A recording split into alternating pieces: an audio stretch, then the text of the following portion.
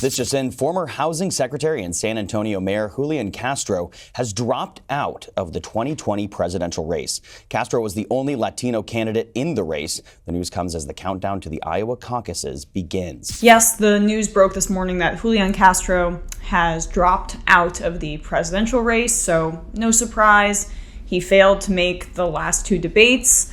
However, I actually do think he ran a really interesting campaign that brought issues to the table that other candidates weren't touching, even though his record at HUD was very questionable. But his failure to connect, I would say, is more of an indictment of the process, the existing processes of the DNC and the primary process than anything else.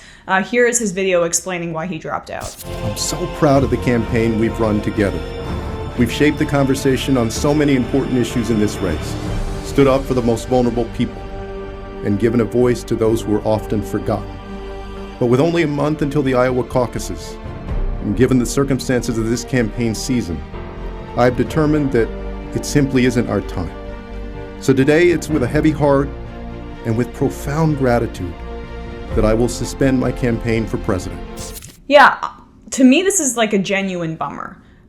Besides, in my opinion, obviously Bernie Sanders, as well as Elizabeth Warren, who I think she's dipped, but for a while ran a great campaign. Andrew Yang, who's been very creative. I do think he's the other fourth person in the more interesting campaign category. It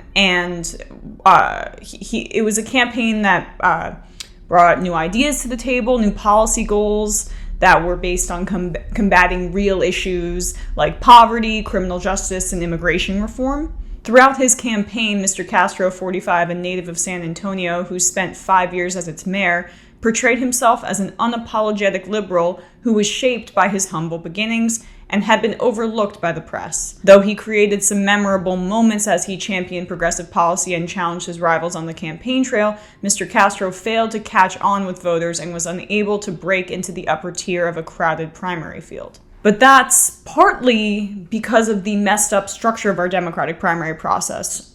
When you give so many resources to two states, Iowa and New Hampshire, two very white states, it has a domino effect, right? So issues that appeal to those white states get elevated, candidates that appeal to those white states get elevated as well, and then when you're not off to a significant lead in the polls, it's very hard to get support. That people back pre-existing frontrunners is just human nature, and then the media doesn't talk about you, which is the number one problem if you're not a frontrunner too. And Castro suffered from that. Because what he was trying to do was speak to specific issues that were, just not relevant to places like Iowa, like his position on decriminalizing border crossings, making it more of a municipal offense or giving a ticket for whatever. It was very progressive and kind of became a progressive litmus test, but it didn't appeal to that specific state or those states that are high up in our primary process. And it wasn't the only strong leftist inclination that he had.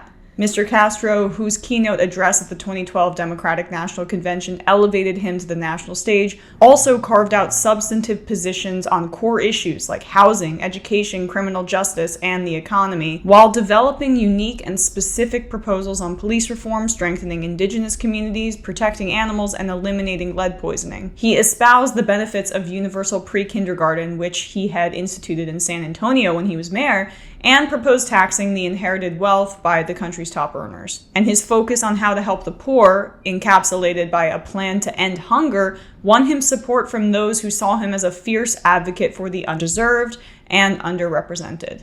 This just makes me a little bit sad. As I said, it wasn't Castro's time. Sure, you can say that, and that's part of it, 100%. And I'm sure if he could go back, he would do some things differently, as we all would. He seems to be at the top of the list of vice presidential candidates.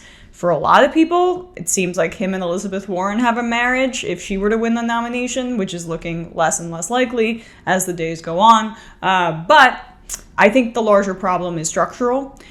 We've allowed two very white states, and to a smaller extent South Carolina, to dominate our entire Democratic primary process. The country has changed since we last addressed this, I believe in the 70s, And Latinx communities specifically deserve a voice early in this primary process. And I'm not just saying because he was a Latino candidate. I just mean that he was so strong on the immigration issue, specifically the litmus test that I mentioned. The process was overhauled decades ago, back in the 70s, when the specific order was determined, and it can be again, and it should be again, because really the way his campaign unfolded and the lack of support that he got here, I think it was a shame.